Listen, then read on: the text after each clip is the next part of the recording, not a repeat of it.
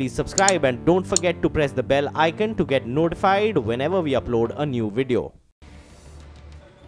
Well, a very good evening to all of our viewers. CNBC TV18 has done it yet again. The budget day ratings are here and it's yet another stellar show. CNBC TV18 was the #1 English news channel and the #1 business news channel on the budget day. In fact, during the finance minister's budget speech, CNBC TV18's market share was bigger than all the English news channels put together. Let me put that in perspective for you. Almost 16 times more than that of Times Now and over 10 times that of Republic TV. Hello and welcome to India Business Hour. I'm Ashmat Kumar and Kritika joins me from the Mumbai studio. Good evening, Kritika. You know, Ashmat, the numbers have to say it all. So just look at that. All through the day on the 1st of February, CNBC TV18, your market share was 7.5 times more than Times Now and 4.5 times more than Republic TV. And of course, the only reason why we have gotten here is our viewers. We would like to thank you. Our viewers was such a resounding and overwhelming response, and for all the support that you've shown us through the years. Thank you very, very much. Well, let's get moving with the top story this evening. The Wall Street finally managed to end the day in the green, snapping that 7-day losing streak that we have been seeing, its longest in 4 months. Now, the comeback can be attributed to the broad-based gains across the major indices. So, be it the Nifty, the Sensex, the mid-caps, or the Nifty Bank, all managed to end in the positive. Talking about the mid-cap index, it was clearly the outperformer, as it has been over the last few trading sessions among the major indices, ending with gains of almost 350 points. Let's bring in Anuj Singhal, as always, to decode this for us. Anuj, bulls making a comeback finally, yes, but how sustainable is this? Well, good day for the markets. A big bounce back. Broad-based buying is what we saw, though the markets failed to close at the highest point of the day. But that's okay, because you may not want to take an overnight risk with the way US markets are shaping up of late. The big story today was earnings. And even though we are at the back end of the earnings, today a lot of earnings really surprised the markets on the positive side. So that really is the one which stands out. It was led by Cipla. In fact, Cipla led the big pharma rally today. After that positive commentary from the management, we had the company's CEO also on the channel, and Sun Pharma, Dr. Reddy's, all these stocks also rallied in trade. Other Nifty gainers included names like Ambuja Cement, SBI and Infosys. But it was, as I said, about earnings. So ACC, stunning numbers, Bharat Forge, spectacular numbers, Page Industries, remarkable numbers once again, Heidelberg Cement, post the numbers, was up 8%. Muthoot Finance, very strong set of numbers. Balrampur Chini was a disappointment in numbers, but they made up for that with that buyback announcement, so that stock also rallied. And some big F&O gainers today, names like Sun TV, Reliance Capital, IDBI Bank and Jindal Steel and Power. So all in all, the market is now at a crucial level. 10,550 to 600 is where last time it took support as well. So this zone is important. And of course, what happens to US market, that remains the decisive factor. Well, thanks a lot, Anuj, for that quick wrap. Wrap that was with respect to the markets breaking the losing streak. But the markets have also been keeping a close eye on the global markets. A quick look at the Wall Street now. It's trading this evening. For US equities, it's yet another session marred by volatility. After opening on a strong note, key indices Dow Jones and S&P have slipped into the negative territory. In stock-specific action, Twitter rocketed more than 20% after the company reported first-ever net profit. In fact, the microblogging site has earned 19 cents per share in the fourth quarter. That's 5 cents above expectations. Well, the other story that we are tracking this evening, Finance Minister Arun Jaitley defended India's growth story and his budget math in the parliament today. Jaitley reiterated that India's GDP growth has been the highest in the world in the last 3 years, and that even organizations like the IMF and the World Bank had recognized this as a fact. In a speech that lasted nearly an hour, Jaitley also countered his predecessor P. Chidambaram's charge that the budget math would result in a higher fiscal deficit. Jaitley said that the Modi government has stuck to fiscal prudence for 4 years and assured that they will continue to do so, responding to Chidambaram's questions in the Rajya Sabha earlier today. Now, earlier, Jaitley confessed that they were conscious of the challenges of job creation and agriculture. However, he also added that the Congress must introspect on their contribution in alleviating these challenges when they were in power. Take a look. You claim that India's economy has grown by 6%, 6.5%, 7%, the world's fastest growing economy. Thank God you have not claimed we are growing at 100%. In 2014-15, 7.4% GDP growth was the highest in the world. 15-16, 8.2% GDP growth was the fastest growing in the world. In 16-17, 7.1% was the highest in the world. Every deficit target has been breached for the budget. Fiscal deficit has been breached. Revenue deficit has been breached. Effective revenue deficit has been breached. जब आपकी party UPA का समर्थन कर रही थी तो fiscal deficit 6% से ज्यादा था। जब हम सरकार में आए तब भी 4.5% था। हर वर्ष धीरे धीरे उसको 4.5 से 4.1, 4.1 से 3.9, 3.9 से 3.5। और इस साल हमारी कोशिश ये थी कि फिस्कल डेफिसिट 3.2 ले आए, लेकिन इस साल एक चुनौती थी और एक स्पष्ट चुनौती ये थी कि जो हर महीने का जीएसटी होता है वो अगले महीने के अंदर मिलता है और इसलिए एक महीने का राजस्व जीएसटी का कम था। Shall we go out and tell the people that the philosophy of the NDA government's taxation is burden the poor and tax the rich? To every section, even in this budget, I took care of the middle class as I did in the earlier budgets. The total cost of relief to the salaried class is 8,000 crores. To the pensioners and senior citizens is 4,000 crores. Even in challenging times, to give a 12,000 crore relief was demanding, and yet I kept the tradition of the last 4 budgets. In this budget also I gave that relief. This is the only country which says GDP is falling, employment is increasing. This is your record. No jobs, farmers in distress. No jobs, farmers in distress. Education outcomes are pathetic. Health outcomes are pathetic. Whether it is agriculture, or it is poverty alleviation, or it is creating more employment, these are challenges. And these challenges have not arisen only in the last 4 years. Just introspect as to how much you contributed in either removing these problems or creating these problems.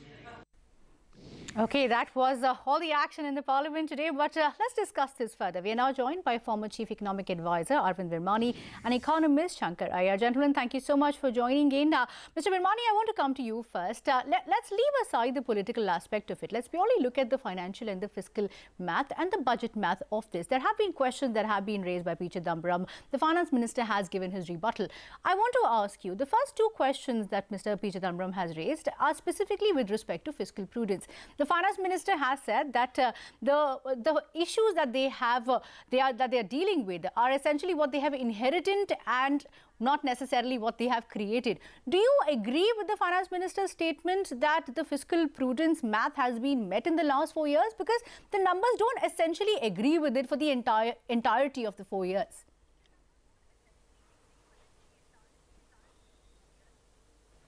So, I wouldn't mix up statements, so let's stick with the fiscal deficit. Clearly, the present government has outlined and stuck with the Finance Commission. The Finance Commission gave the objectives and targets which were kind of in the air before that, of gradual reduction in the fiscal deficit over the years. And till this current year, clearly they have tried to stick to those targets. Now, in the current year, basically 2 major things have happened. One is the non-tariff revenues, in particular the dividends from the RBI, which were clearly affected by all the elements which went with the demonetization, plus the point which the Finance Minister has made, which is a correct one, about this 11. You can call it 8 months versus 9 or 11 versus 12. That's a semantical issue. But clearly the switch over from excise, etc., to the GST resulted in kind of a loss of current revenues on a cash basis, which is how the budget has to be made. Now, the only caveat I had to that, or my disappointment was that both these were temporary shortfalls in revenues and could have been made up by greater disinvestment.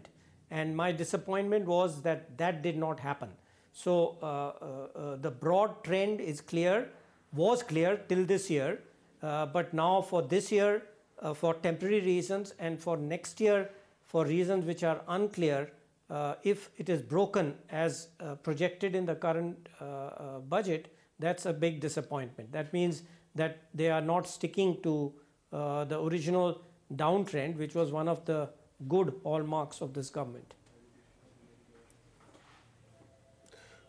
Fair enough. Fair enough, Mr. Virmani. So there has been some degree of disappointment. In fact, since we are speaking of fiscal deficit, let me come across to you, Mr. Shankar Iyer. Let's first discuss the quality of these numbers in the first place. There have been questions raised about the ONGC-HPCL deal, about how nearly 25,000 crores in debt was raised, how this is the first time that ONGC was raising money in the first place. Hence, questions being raised that had this been accounted for, had ONGC not raised this money on behalf of the government, perhaps the deficit figures could have been even higher, maybe at 3.7. Is that a valid criticism? Is that a valid apprehension? Well, to start with, all budgets fall in the Donald Rumsfeld definition of known knowns, known unknowns, and unknown unknowns. So you have some stuff that you can figure out, there is some stuff that is forecasted, estimated, and some stuff that the government really doesn't know and is sort of pitching in the dark. So one of those issues would be, for instance, what is the number that they've taken into account for petroleum subsidies? It's not very clear. The other thing that I would like to flag off is that the real measure of is managing the money, public money and taxpayer money, is how much it borrows and what it does with the borrowing. So this year, they're going to borrow 6 lakh crores plus, of which 5,75,000 crores is going to be paid in interest. Now, that's not really a happy situation, whatever your trend line of 3.3, 3.2, whatever is saying. To me, what matters is what you borrow for, how much you borrow, and what do you use it for. The HPCL ONGC scheme, I mean, the government of India approved the sale of HPCL to itself, literally.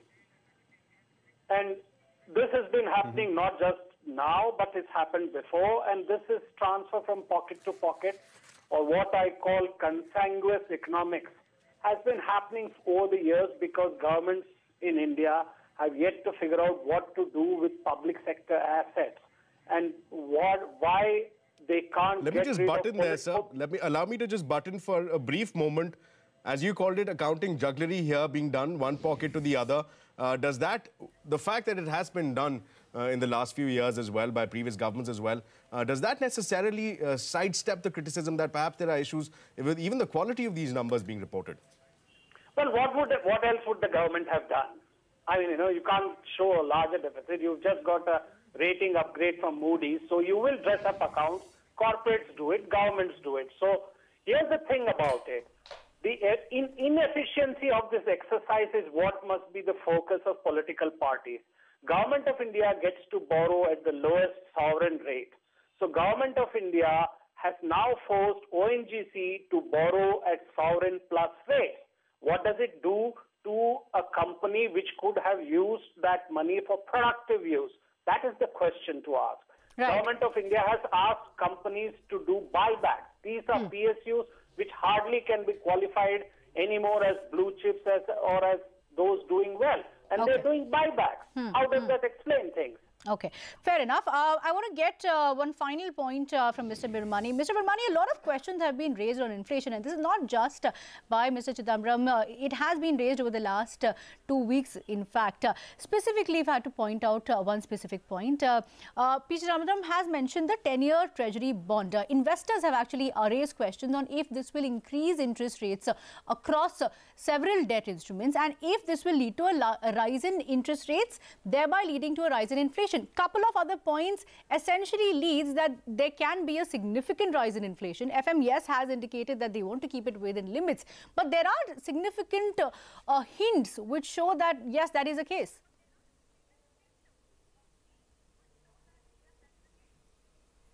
I don't know what anybody else is talking about, but a couple of things are clear. For the last several years, the problem across the world has been deflation and not inflation. Despite repeated forecasts in the US and other, I would say, ideological monetarist views, they have talked about monetary actions which will increase inflation. Yeah. It's not happened. Some of us have been saying it won't happen. So that is the past. And for India, my forecast, along with one or two other people's, have repeatedly come correct, and the RBIs have come wrong. But that's the past. So what about looking forward? I think for the first time, the RBI now has a realistic forecast, which is in the range of about 4 to 5%, roughly 4.5%. And that is the limit that you think Finance Minister is talking about? And as we know, that is within the target range of 4. Yeah. Well, I don't know what he's talking about. I don't know what you're referring to, but the inflation forecast is for the first time, in my view, believable. And the second point is that the oil price increases have already gone to 60, 70. So if that is a fear, that's already in the current inflation and the forecast. So I'm not sure what anybody is talking about. That's the rise. It's rising from below 4% to above 4%. And that's accounted for, as far as I can see, in all the forecasts anybody has made that I am aware of. Okay, Mr. Birmani and Mr. Iyer, we'll have to leave it at that. Thank you so much for joining in and taking us through your views on that very important debate. But let's stick to what happened in Parliament today. Finance Minister Arun Jaitley also hit back at the Congress over allegations of corruption in the Rafale A deal. Jaitley accused the Congress of trying to manufacture allegations. He also went on to say that giving the cost breakup for a defence deal will expose the components of the aircraft to the enemy. Shashi Tharoor then responded to the Finance Minister and said that the Congress was only asking for the overall cost of the deal and not the breakup. Here's that exact exchange from Lok Sabha. When you give the specific details, you are giving details of the weapon systems that you possess and the capacity of those weapon systems which you don't want to inform the enemy.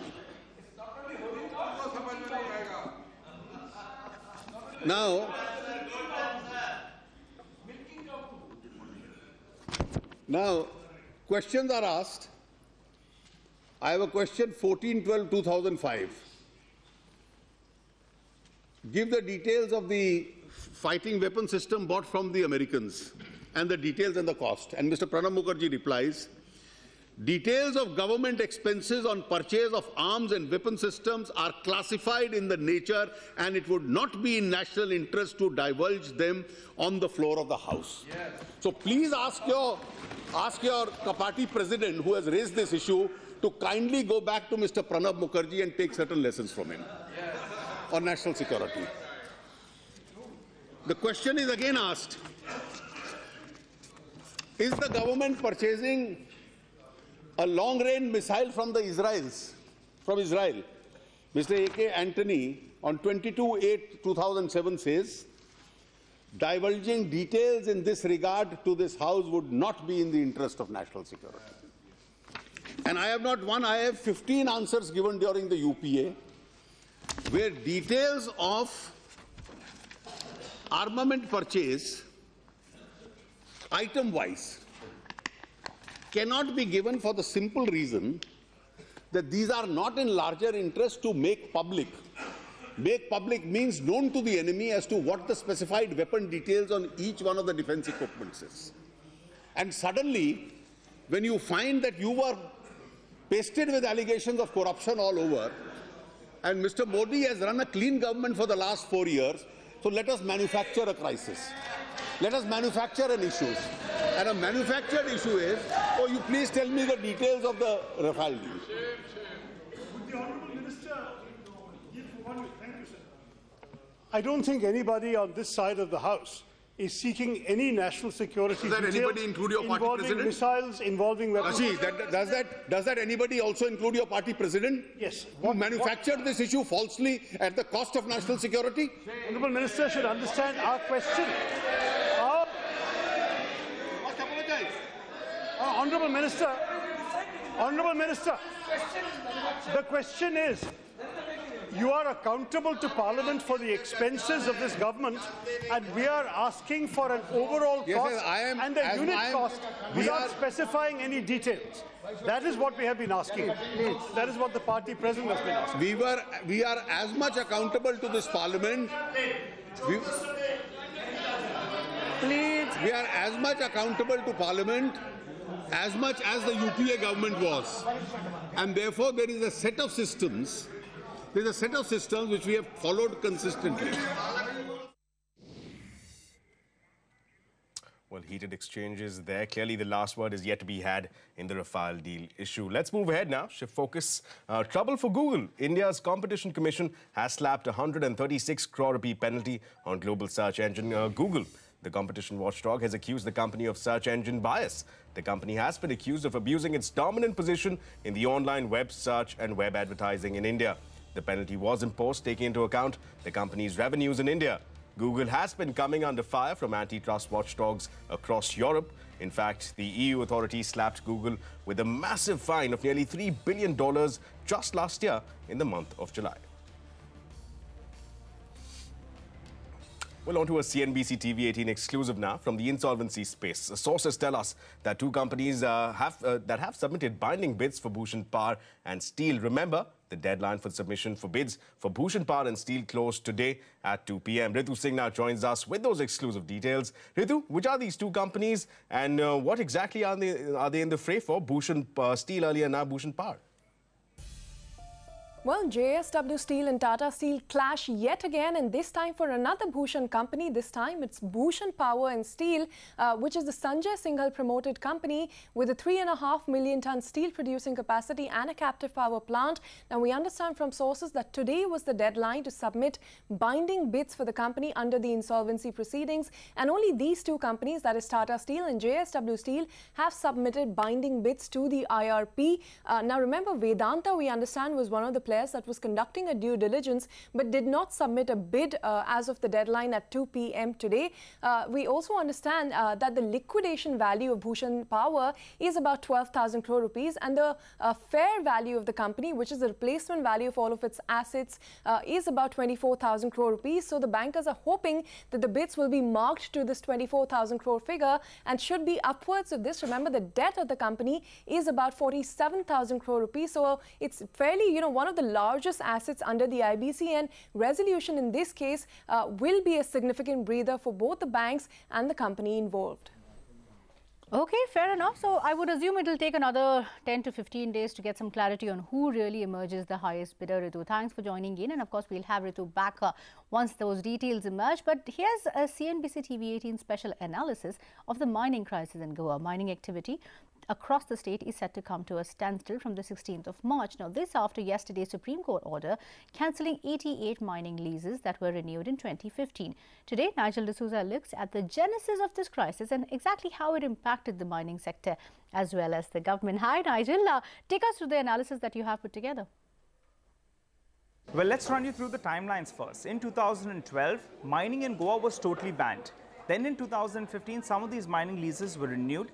And in 2016, finally, some of these mines, they got operational.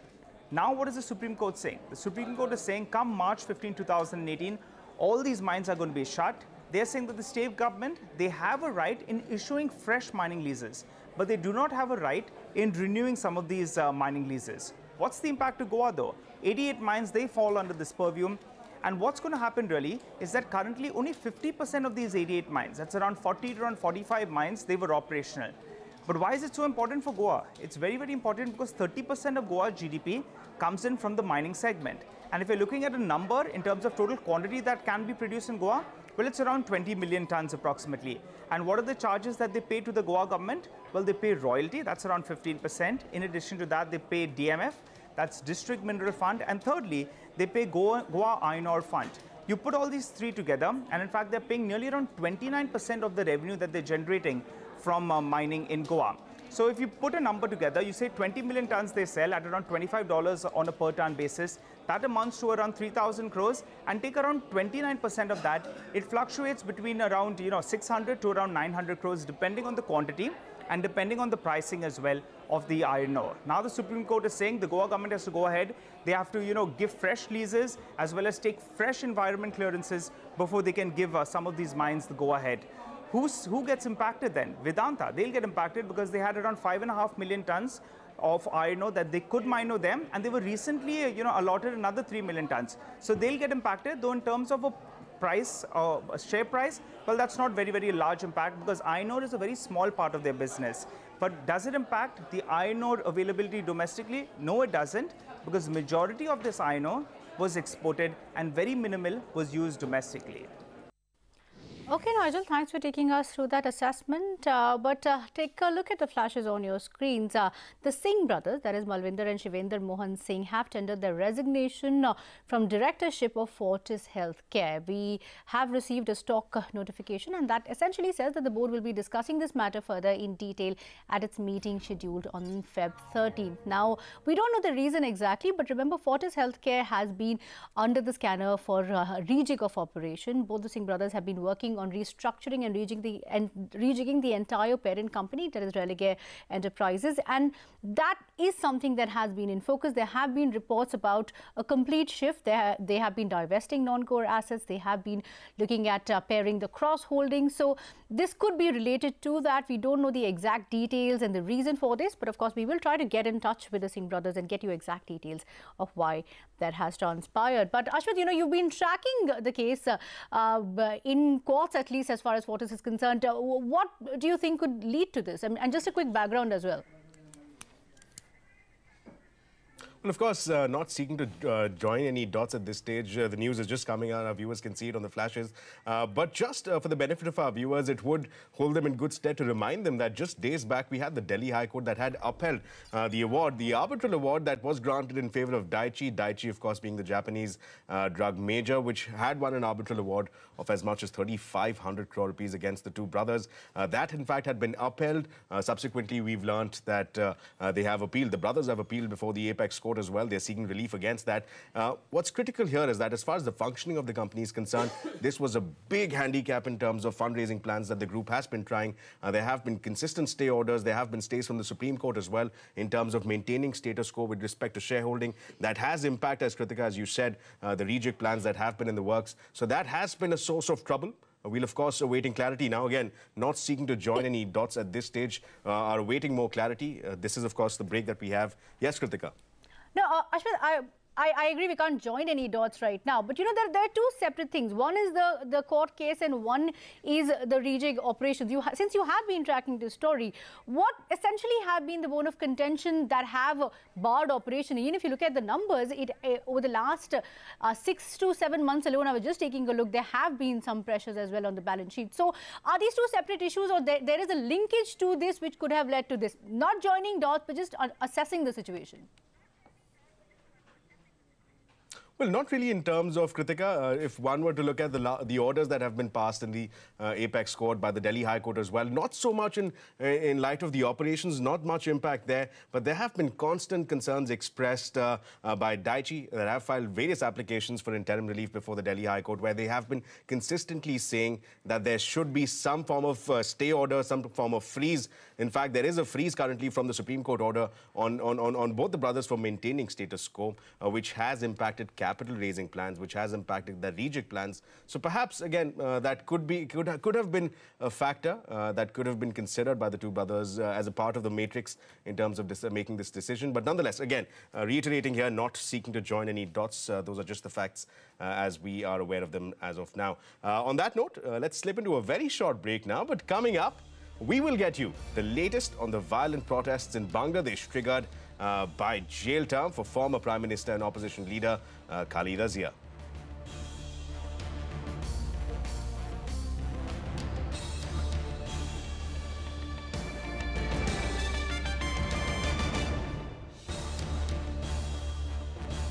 Welcome back. You're with India Business Hour Plus. Now, let's get to the big global story that we have been tracking today. Bangladesh's former Prime Minister Khaleda Zia has been sentenced to a jail term for 5 years in a graft case. Now, Zia was convicted of embezzling over $253,000 in donations meant for an orphanage established in her late husband's memory. Now, Zia, however, has maintained that the charges are politically motivated.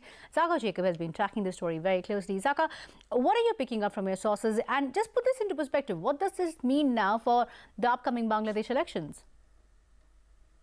So, a significant development in neighbouring Bangladesh, where the former Prime Minister Khaleda Zia has been sent to 5 years after being convicted in a corruption case.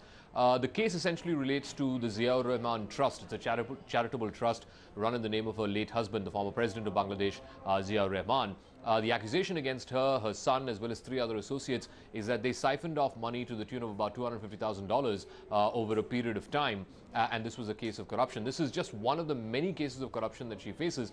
But the sense amongst her supporters of the Bangladesh National Party, as well as sympathizers of Khaleda Zia and her regime, is that this is simply a politically motivated case, because there is a law in Bangladesh which bars any politician who's convicted of a prison sentence that exceeds 2 years is debarred from contesting future elections. And as you know, Bangladesh goes to general elections later this year, so this could potentially debar Khaleda Zia from contesting in what would have been an otherwise equal contest between Sheikh Hasina of the Awami League, the current Prime Minister, and Khaleda Zia of the BNP. And Bangladesh politics for the last, God knows, 30 years has been defined by these two polar opposite women and their respective parties. So in that sense, a lot of BNP supporters, I think over the last week, Bangladesh police and military have arrested more than 1,000 BNP supporters. So this will have huge implications for the upcoming elections in Bangladesh.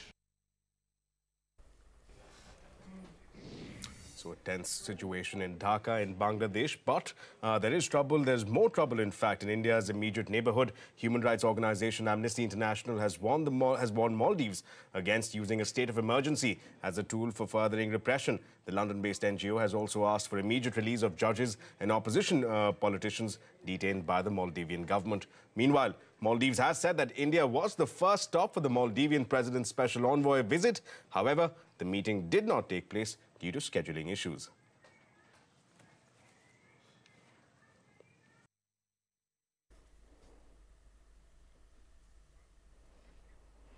Okay, that's as far as global news is concerned, but let's talk about a special story. The United States has handed India a slightly better rank when it comes to protecting intellectual property, but India still remains in the bottom half of the rankings. The Global Innovation Policy Center of the U.S. Chamber of Commerce releases annual ranking on how countries are faring on protecting trademarks and patents. This year, India has been ranked 44 out of 50 nations. Now, this is a marginal improvement, yes, from last year when India was ranked 43rd out of 45 nations. India has been given an overall score of 30. This is well below the regional average of 52.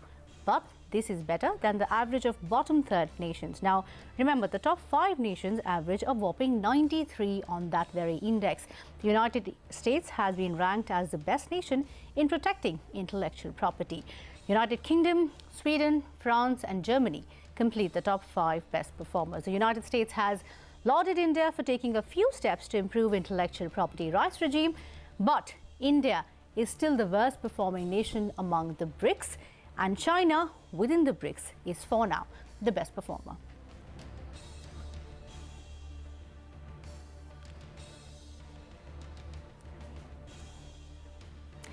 Well, we are now joined by the lead of this very study. Patrick is joining in. Patrick, thank you so much for joining in on the show. You were on this very show a year ago. Let me start by asking you, before we go into the fine print, I want to understand the standards that have been used for this very study.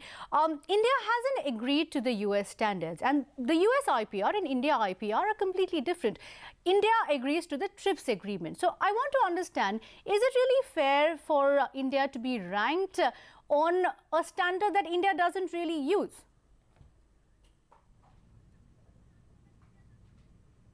Hi, Shireen. Well, thank you, and it's great to be back on again with you. Appreciate the opportunity. You know, there are all sorts of standards in the world, some of them set through multilateral treaties, some through trade agreements, and most of them just through the laws and regulations that individual countries establish for themselves. And the point of this index is simply to help countries understand where they stand on that range of standards in relation to their peers. So India can look at this index and know where it stands vis-a-vis China or Brazil or Russia or the United States, for instance. But Patrick, just to put this into perspective, if you look at the public healthcare system in US versus India, it's completely different. So when India agrees to the TRIPS agreement, and this is something that has been put forth by the IPA as well and submitted to you, I want to understand, why not take the TRIPS agreement, which US is also a part of? Why look at a standard which is something that India hasn't taken into or hasn't agreed, and use that to still put India on the priority watch list?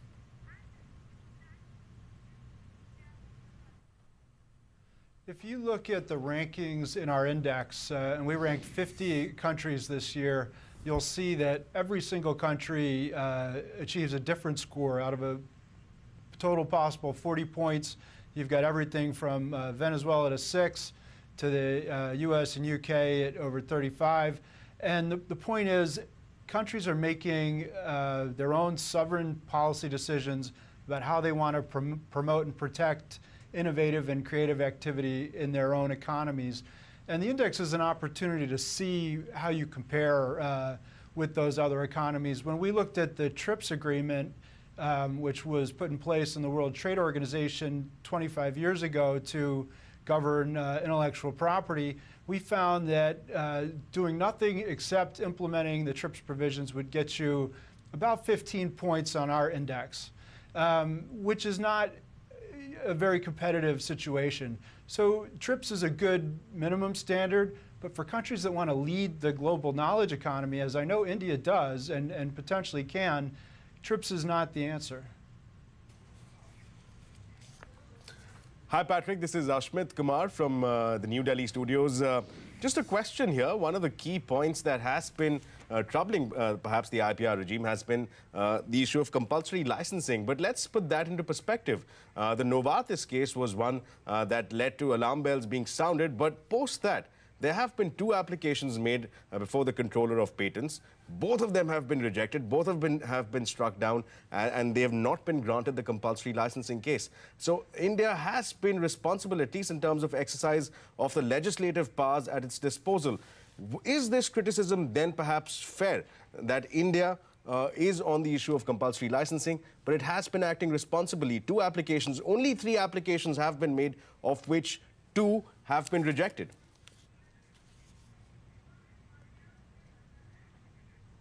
That's a great point, and thank you for raising it, because the whole purpose of having intellectual property rights in law is to encourage innovative and creative companies to take risks. You mentioned the healthcare space. The process of bringing a new drug to market, from basic research to testing, safety and efficacy testing, product development, takes many, many years. There might be, in any individual company's pipeline, there might be 20 drugs, and by the end of the day, you have one that can actually make it to market. So it's a long-term investment, it's a high-risk investment, and it's very, very capital intensive. Some studies have shown that it costs upwards of $2 billion to bring a single drug to market. So if we want new cures and we want new treatments to reach patients, we have to find ways to encourage that risk. And when you issue compulsory licenses, or even just talk about wanting to use those types of measures more aggressively, those sort of regulatory takings, then you disincentivize the risk that has to happen in an innovative economy. Right, Patrick. Let me also come across with another question to you. While there are concerns, as you said, the US IBC has expressed concerns over the IPR regime in India. But number one, the report itself recognizes that the courts here have been proactive. More recently, there have been many judgments. But this question is specifically with reference to the situation on the ground. Just a broad look at the FDI that's come in. Last 10 years, that's $320 billion. Last 5 years would be $163 billion. And what's interesting is that over 42% of the investment is coming into spaces such as pharma, such as automotive engineering, such as IT. And these are spaces that are traditionally IPR heavy. So the situation on the ground not really being commensurate to the concerns being expressed. Is that a fair criticism?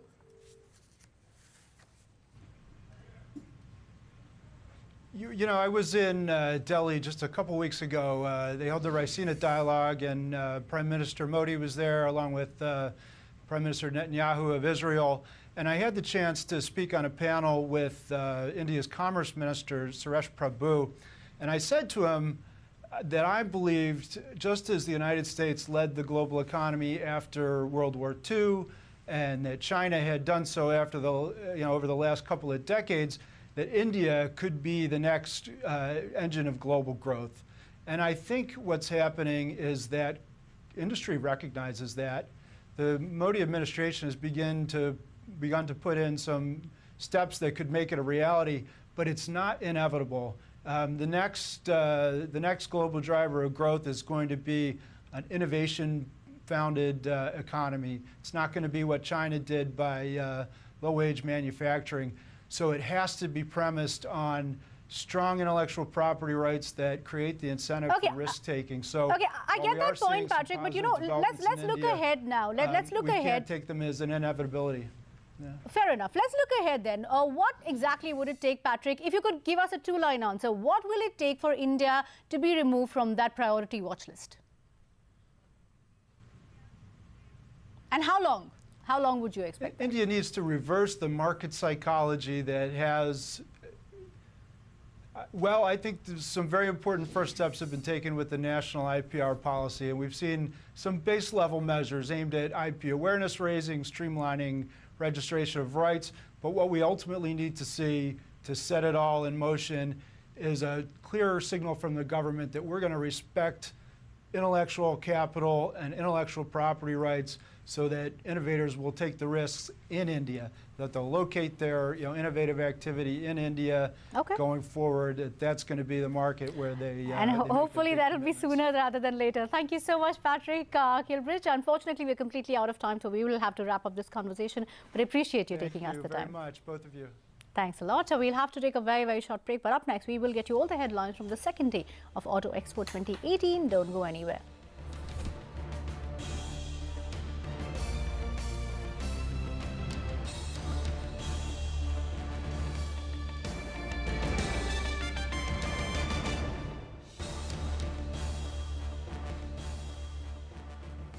A very good evening and welcome back. Let's now take a look at the top headlines coming in from the biggest event of the automotive calendar. That's the Auto Expo 2018. Now, the auto show is buzzing with several launches across segments. Today, in fact, Maruti unveiled its all-new Swift. Honda launched its new bike. Mahindra launched a new Rexton G4, while Suzuki launched a new Intruder with fuel injection. Here's a quick look at all the new launches in Auto Expo 2018.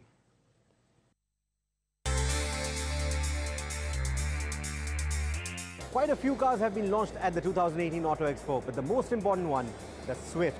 The prices are already out now. It's a little under 5 lakh rupees, the starting price, and a little under 8 lakh rupees for the top end. To rupees 4.99 to rupees 7.96 lakh to be precise.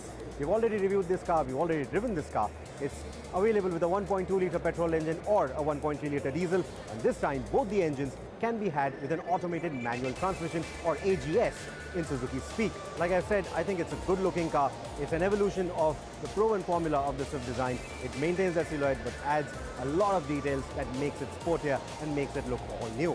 Of course, it is all new under the skin as well. It's based on the new hardtech platform, which also makes it lighter, also makes it more exciting to drive than the outgoing car. The Swift has always been an exciting car. In fact, it is one of the best affordable hot hatches out there, and the new one is no different. But speaking of hot hatches, I think there is going to be a bigger engine that will be unveiled with the Swift at a later point. We were expecting it to be shown at least at the Auto Expo. It's not been done, so there's no Swift Sport here either. But if you are at the Auto Expo, I would request you to come to the Maruti Suzuki stall as well, because there are quite a few Swifts out there which have been done up in various colors, which have been kitted out very nicely, and I think they'll look all good.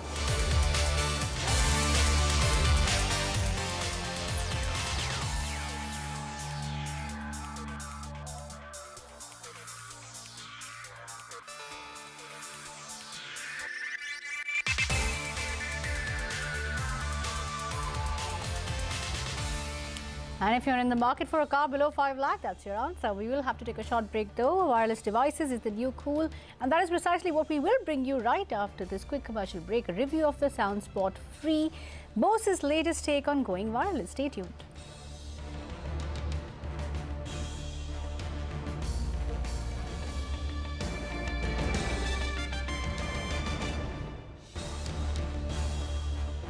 Welcome back. Here's a special Tech Toys episode. Going wireless has been the theme for all tech companies since 2015, be it smartphone chargers or earphones. On this edition of Tech Toys, Megha Vishwanath brings you her review of the SoundSport Free, Bose's latest take on going wireless. Take a look. At the onset, let me start by saying that most of these wireless earbuds make you look like either you're a cyborg or a character from Black Mirror. Bose SoundSport Free is no different, but it is the company's first attempt at creating a true wireless earbud experience. And today on Tech Toys, we tell you if it's worth your money or not. Now that I have given you a lowdown on the design, let's talk performance. To put it simply, don't be deceived by the size, as Bose SoundSport Free offers you a pretty satisfying sound experience with lots of depth and clarity. But if you're confused between investing in headphones or earbuds, let me put it this way. SoundSport Free weighs 10 grams each, it is water resistant, and it comes with a battery life of 5 hours. You can further expand the battery to 10 hours via this charging case. Alright, so these were the pros, let's talk cons. These earbuds will fall short in a noisy environment, pretty much like Apple's AirPods. Maybe the rationale behind this is that Bose wants you to be aware of your surroundings, especially while you're running. So basically, SoundSport Free's biggest selling point is convenience. I have played around with these small wonders for a couple of days now, and so far I haven't experienced any audio dropouts, and the best part, these sit well in your ears.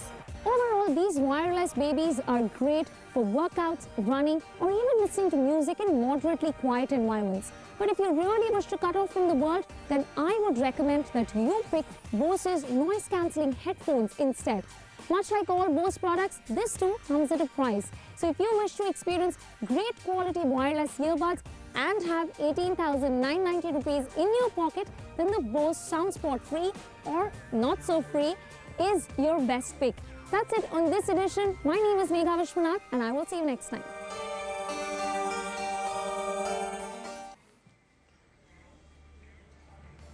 A phenomenal product, but an equally phenomenal price tag. Then 19,000 rupees for those Bose earpods. That's all we have time for on this edition of India Business Hour. Thank you for watching. Have a good night.